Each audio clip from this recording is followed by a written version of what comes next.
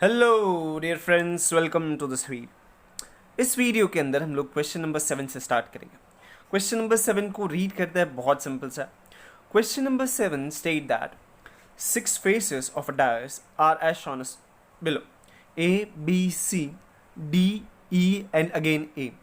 यानी कि हमने क्या किया, डाइस जो है उसके अंदर 1 2 3 4 5 6 नहीं है। उन्होंने क्या किया, एक के ऊपर A, दूसरे के ऊपर B, फिर C, D, E और वापस से A। 6 डाइज में से 2 बार उन्होंने ए लिखा। ठीक है, अब क्या करोगे, if a die is rolled once find the probability that A appears on the upper face. Okay, अब मैंने क्या किया, डाइस को रोल किया है एक बार। अगर मैं डाइस को रोल करूंगा एक बार तो प्रोबेबिलिटी क्या है, क्या क्या चीजें आ सकती है, मेरा सैंपल स्पेस क्या है। तो मेरा सैंपल स्पेस होगा एस इज इक्वल टू, क्या क्या आ सकता है, ए आ सकता है, बी आ सकता है, सी आ सकता है, डी आ सकता है, ई आ सकता है और ए वापस से तो आ सकता है ना, बिकॉज ए कितनी बार है, 2 बार। करेक्ट। सो इस तरीके से ये हो गया मेरा एस, इसलिए मेरा होगा n of S will be होगा 6। ओके, अब फर्स्ट देखते हैं। First A appears on the upper face, let an event b, or I'll say event x is nothing but A appears on upper face। Okay, अगर A appear हो रहा है यानी कि मेरे पास ये जो X है इसके अंदर कितने एलिमेंट्स हैं, तो X के अंदर हो गए 2 एलिमेंट। क्यों, बिकॉज मेरे सैंपल स्पेस के अंदर कितनी बार A आ रहे हैं, तो 2 बार आ रहे हैं ना। सो X के अंदर कितने एलिमेंट है, 2 एलिमेंट है, इसलिए n ऑफ X हो गया 2। प्रोबेबिलिटी ऑफ X क्या होगा, it is same as n of X that is 2 divide by sample space के अंदर कितने एलिमेंट है, 6, so it is nothing but 1/3। probability that A will be there on the upper face is 1/3 since it is 2 out of those 6, it is same as 1/3. Okay, second, let Y be the event such that D appears on upper face. Okay, D appear, तो मेरे पास D कितने हैं, मेरे पास D कितने हैं, तो मेरे पास D अकेला एक बार है। करेक्ट, तो एन ऑफ 5 क्या होगा, 1, बिकॉज डी और 6 में से एक ही बार है। Probability of 5 will be what, probability of 5 will be n of 5 divide by N of S that is 1/6। ठीक है, बहुत सिंपल सा सम था। अगर कहीं डाउट डिफिकल्टी हो रहा है तो प्लीज कमेंट बॉक्स में लिखें।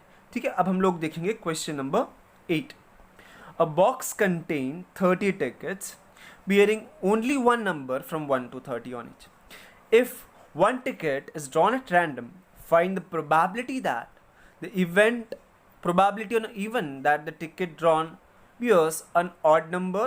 Second है a complete square number. Okay, तो पहले तो सैंपल स्पेस क्या है, सैंपल स्पेस है आपका 1 से लेके टिल 30 तक, यानी कि आपका एन ऑफ एस हो गया 30। Correct, for the first let then event A be an odd number is drawn. Okay, अब ए जो सेट होगा उसके अंदर कितने एलिमेंट्स हो गए, ऑड नंबर। 1 से लेके 30 तक ऑड नंबर कौन से, तो 1 होगा, 3 होगा, 5 होगा, लास्ट ऑड नंबर होगा 29। बिकॉज मुझे पता है अगर 1 से 30 तक के पहले नेचुरल नंबर्स है ये सारे, राइट, तो इसमें से हाफ इवन नंबर हो गए, हाफ ऑड नंबर हो। From this 30 15 will be odd numbers and 15 will be even number. यानी कि ये जो ए है उसके अंदर कितने एलिमेंट्स हो गए, तो उसके अंदर हो गए 15 एलिमेंट, 1 2 3 4, उस तरीके से अगर आप काउंट करोगे तो भी आपको मिल जाएगा। लेकिन मुझे पता है टोटल 30 नेचुरल नंबर है, कंज्यूगेटिव नंबर है, तो उसमें से हाफ इवन हो गए, हाफ ऑड हो गए, इसलिए 30 में से 15 तो होने वाला है भाई ऑड नंबर्स। ठीक है, अब चाहिए क्या, हमें तो चाहिए प्रोबेबिलिटी। तो probability of A is same as what, it is same as n of A upon n of S that is 15 by what, it is 30, so it is same as 1/2। बहुत सिंपल सा था। Second कर दे, let B be then event that a complete square number is drawn. Okay, अब इसके लिए हम लोग लिस्ट कर लेते हैं। तो B is a set which contains complete square number. 1 is a complete square, फिर 4, फिर 9, फिर 16 एंड देन 25, फिर होता है 6 स्क्वायर दैट इज 36, तो वो इसके अंदर नहीं आएगा। ठीक है, तो 1 2 3 4 5, so my n of b is same as 5। My probability that an B event will occur, यानी कि अगर मैंने इस 30 टिकट्स में से कोई तो एक टिकट को उठाया तो प्रोबेबिलिटी क्या होगा कि वो कंप्लीट स्क्वायर नंबर है। It is probability same as 5 out of 30, that is same as 1/6। Correct, तो ये हो गया बी का प्रोबेबिलिटी और ये क्वेश्चन नंबर 8 हो गया। बहुत सिंपल सा था। करेक्ट, कहीं डाउट है तो प्लीज कमेंट बॉक्स में लिखिए। अब हम लोग देखेंगे क्वेश्चन नंबर 9 को। ये तो बहुत इंटरेस्टिंग लगता था ना, डायग्राम रिलेटेड पहला आपको प्रोबेबिलिटी प्रॉब्लम आया, इंटरेस्टिंग सा भी है। Length and the breadth of a rectangular garden are 77 metre and 50 metre. There is a circular lake at the garden having a diameter of 14 metre, यानी कि ये जो है सर्कल, उसका जो डायमीटर है वो है 14, तो उसका रेडियस क्या होगा, तो उसका रेडियस होगा 7 metre. Correct, due to a wind, a towel from the terrace of a nearby building fell into the ground. Find the probability of an event that it will fall in the lake. Okay, बहुत simple सा। हमें क्या करना है कि ये क्या हो रहा है, तो एक टावल है यानी कि एक रुमाल है, सपोज कि वो टेरेस पे से गिर के ये गार्डन के अंदर गिर रहा है, लेकिन गार्डन के अंदर इस लेक के बीच में गिरने का या फिर लेक के अंदर गिरने का प्रोबेबिलिटी क्या होगा हमें देखना है। वो इधर भी गिर सकता है, इधर भी गिर सकता है, इधर भी गिर सकता है, लेकिन अंदर भी तो गिर सकता है। तो दे वांट टू नो कि लेक के अंदर गिरे उसका प्रोबेबिलिटी क्या होगा। तो हम लोग क्या करेंगे, पहले तो देखेंगे कि ये पूरा एरिया कितना है, उसमें से ये पार्ट कितना है, ये एरिया कितना है। तो what is the probability that towel इसके अंदर गिरेगा, तो that is same as area of this lake divide by the entire area. Because मेरे पास सैंपल स्पेस तो ये है ना, पूरा का पूरा garden is my sample space. क्यों ये पूरा सैंपल स्पेस है, बिकॉज वो गार्डन के अंदर गिरेगा, ये बात पक्का। लेकिन गार्डन के अंदर कहाँ गिरना चाहिए उसके अंदर हमें इंटरेस्ट है, तो हमें इंटरेस्ट है लेक के अंदर गिरना। यानी कि event is what, event is कि वो टावल गार्डन के अंदर इस लेक में गिरे। What is my sample space? My sample space is nothing but this entire garden. Garden के अंदर कहीं पर भी गिर सकता है, लेकिन उसके अंदर लेक में गिरने का प्रोबेबिलिटी क्या होगा, तो it is same as area of this circle divide by area of this entire garden. Correct, okay. So area of entire garden, area of the garden is same as what, is same as length into breadth, because वो rectangular है। Correct, वो rectangular है इसलिए वो होगा length into breath.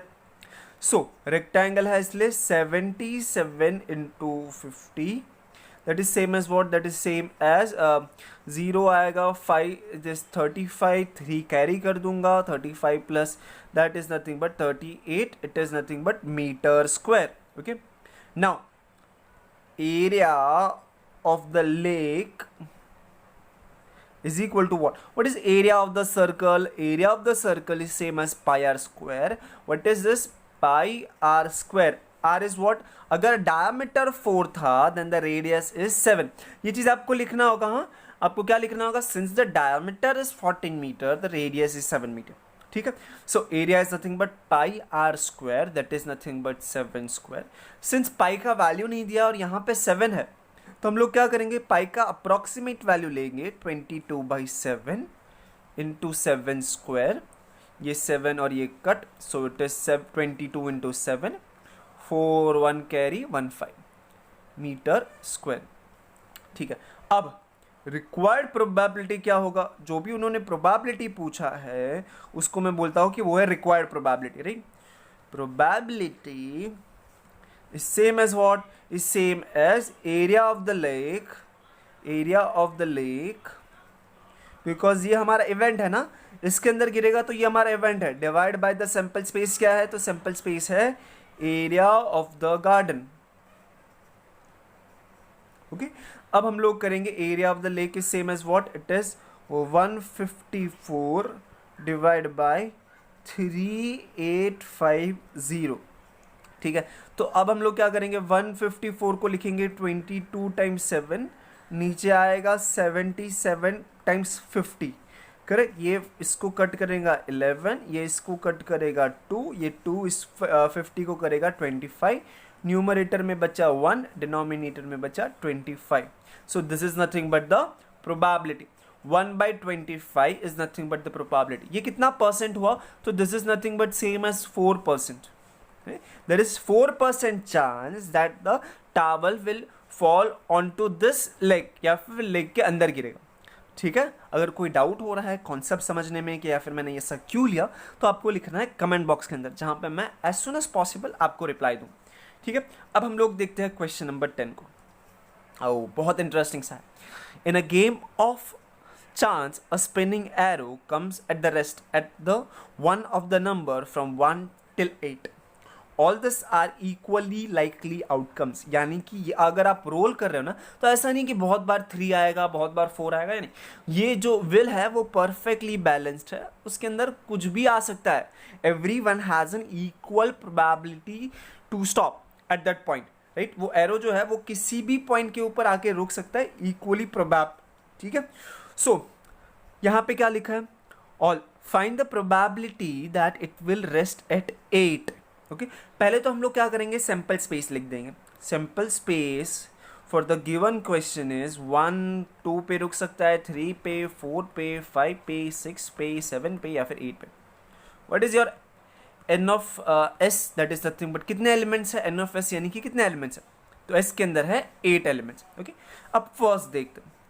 First को suppose I give the name A, right. So A is nothing but 8. Correct. उन्होंने क्या बोला कि रेस्ट एट 8. तो A is an event that 8 will occur.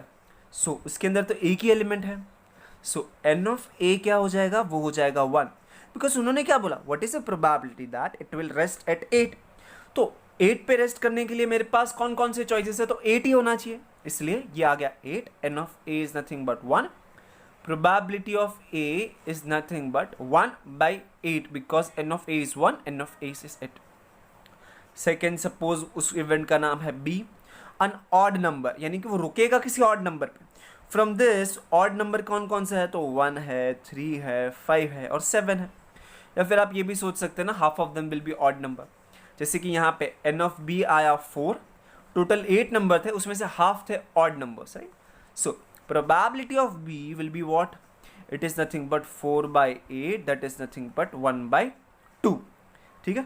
Third देखते हैं. Let C be the event that the number is greater than 2. याद रखो क्या लिखा है? greater than, equal to नहीं, यानी कि C 2 से बड़ा होना चाहिए. यानी कि 3 चलेगा, 4, 5, 6, 7 and 8. यहाँ पे मिस्टेक क्या हो सकता है? तो आप 2 को भी काउंट कर सकते हो, या फिर क्वेश्चन में चेंज कर देंगे एग्जाम के टाइम पे, बोल देंगे इट इज ग्रेटर देन और इक्वल टू 2, तो आपको 2 को ऐड करना पड़ेगा. सिंस यहाँ पे सिर्फ ग्रेटर देन लिखा था, इसलिए हमने 2 को काउंट नहीं किया. ठीक है, लेकिन हमें ये पता चलेगा कि एन ऑफ सी क्या हुआ? एन ऑफ सी हो गया 6. So my probability that an event C will occur is same as 6 by total number of element is 8 inside S. Correct. 6/8 that is same as what? 3/4. Okay, हर बार ध्यान रखो probability के अंदर अगर आपका आंसर 1 से बड़ा या फिर कोई नेगेटिव नंबर आ रहा है, मतलब कि आपने किया है मिस्टेक. ठीक है, वो चीज़ नहीं करना है आपको. हर बार चेक करना आंसर जो आ रहा है वो कुछ तो 1 के नीचे ही होना चाहिए. जैसे कि 3/4 इज लेस देन 1.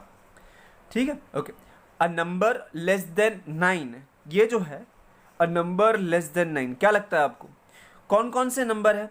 ये तो सारे के सारे लेस देन 9 है ना, बिकॉज अगर 8 भी आया तो भी वो लेस देन 9 है. यानी कि आप कुछ भी स्पिन करो, नंबर लेस देन 9 पक्का होगा. अगर मैंने सपोज इसको नाम दे दिया डी, देन डी के अंदर कौन कौन से एलिमेंट होगा? इट इज 1 भी चलेगा, 2 भी चलेगा, 3 से लेके 8 तक हर कोई चीज चलेगा. So my N of D क्या हो जाएगा? एन ऑफ डी हो जाएगा 8. So my probability of event D is what? It is N of D which is 8 divide by N of S which is also 8. It is 1. 1 का मतलब क्या होता है कि इट इज 100%, यानी कि ये इवेंट पक्का होगा. अगर आप सोचोगे, अगर आप 8 में से इस 8 में से किसी एक नंबर को उठा रहे हो, तो प्रोबेबिलिटी क्या होगा कि वो नंबर लेस देन 8 है. आपने कुछ भी उठाया, XYZ कुछ भी उठा लिया इन 8 नंबर में से, तो वो पक्का 9 से छोटा नंबर होगा. इसीलिए ये इवेंट होने की प्रोबेबिलिटी है 100%, यानी कि 1 आंसर हो सकता है लेकिन 1 से बड़ा नहीं होना चाहिए. ठीक है, thank you so much guys for watching this video. अगर आपको ये अच्छा लगता है तो प्लीज़ कमेंट बॉक्स में लिखिए आपके रिव्यूज़ को, डाउट्स को कमेंट बॉक्स में लिखिए, हमें चैनल को सब्सक्राइब कीजिए और अपने फ्रेंड्स के साथ शेयर करना मत भूलिए। ठीक है, थैंक यू।